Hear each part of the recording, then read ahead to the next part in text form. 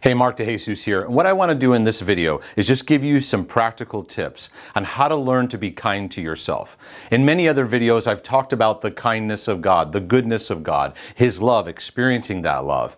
On a day-to-day basis, how can you practice that for yourself, to give that to yourself? And I love providing insight, but I also love providing practical application, because many times that's what we need. It's like, okay, how do I center my focus and my attention on things that are helpful and fruitful for my heart healing journey? The first thing I would encourage is look at your self-talk.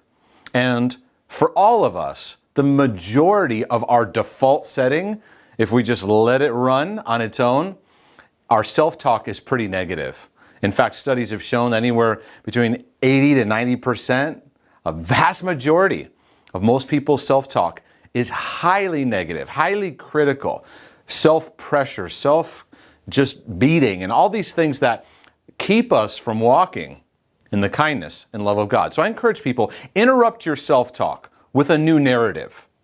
Don't worry about trying to make your self-talk that's negative and self-hating and self-rejecting and all that stuff. Don't go into this with a goal of trying to make all of that disappear.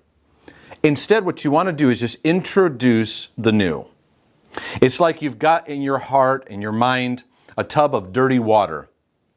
And what I want to do is I want to just keep introducing the clean water of the goodness of God, His graciousness, His kindness, and begin talking to yourself with that new narrative.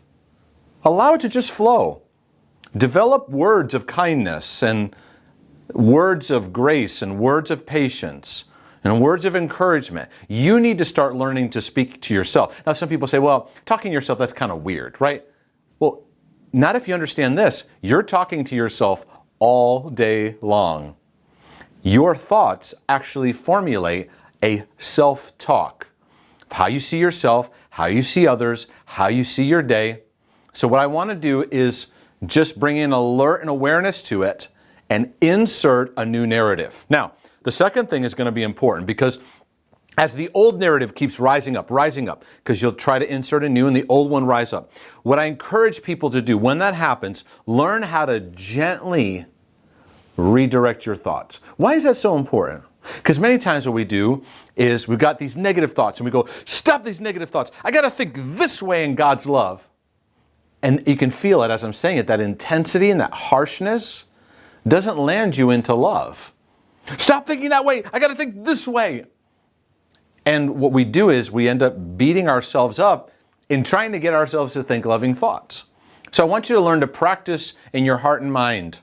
Maybe it's just taking a deep breath while you're driving. You can feel these thoughts and you're aware of them. Take a deep breath and just gently redirect yourself to the new narrative. Because it's not only what's the new thought, it's how you get there. And what I want to do is in graciousness and love, redirect you over to new thought pathways. Don't fuss over the fact that you feel overwhelmed by all these other thoughts. Just keep gently redirecting yourself back to what it means to be loved by God. Gently redirecting yourself back to who He is, back to His love and grace, back to connection, back on His work in your life, okay? And then number 3 is I want to encourage you to look at yourself in a new way. And here's what I often do in a coaching session. I take whatever this person is struggling with, and I'll say, let's for a moment put all these problems on somebody else. And maybe I'll ask them, who's somebody you really care about in your life? And they give me a name or a person. I say, okay, I list out all the things that we just talked about that you're struggling with on this person. So you're looking outside of yourself at somebody else.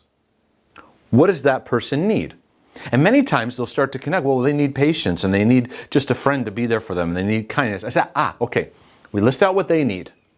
You've just gave a prescription for what your heart needs. So how can you begin giving that to yourself? And that perspective will help us to develop a better self-talk, be gentle with our redirection, and looking at yourself in a new way. Now, what I want to do is I want to encourage your focus to be on the kindness of God and on being kind to yourself, not on fixing. This is something that we are often trained to do. I got to fix the problem. No, what you first need is to engage the power of love. because love will put the problem in its proper perspective and lead you in the pathway that you need to go in order to experience freedom and in order to experience the healing that you need. And we're often so focused on fixing ourselves. We do that with our relationships with other people. We're trying to fix them and fix everyone else.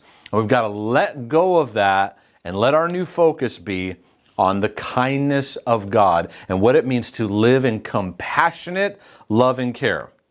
Because the love and kindness and goodness of God is so powerful. It brings about truth that sets us free. By God's grace, it leads us relationally into what's needed for our hearts. And I encourage people to develop what I call timeouts.